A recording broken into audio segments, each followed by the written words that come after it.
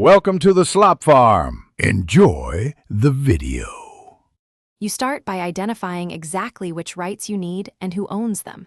Look up both the composition and the sound recording. They often have different owners. Once done, find publishers for the songwriting and the record label for the master. Make sure to note territories, formats, and intended uses because those shape the license type.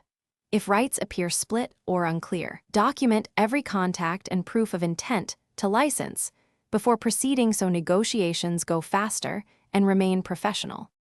You now submit a formal license request to the identified rights holders, specifying use, duration, territory, and distribution platforms. Once you receive quotes, compare fees and required credits, ask for written terms, negotiate specifics like exclusivity, sublicensing rights, and payment schedule. Small concessions can lower fees. Make sure to request sample contract language and any required metadata. Keep all correspondence and approvals. Once terms are agreed, proceed to contract drafting and prepare any deposits or proof of insurance if requested.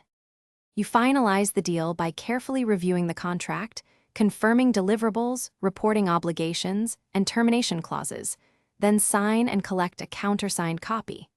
After payment, obtain license identifiers and any certificate of permission, and ensure credits and metadata are ready for release. Make sure copies are stored with your project files.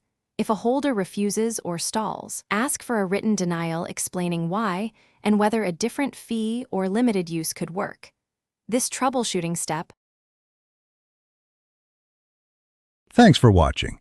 Consider subscribing if we helped you today.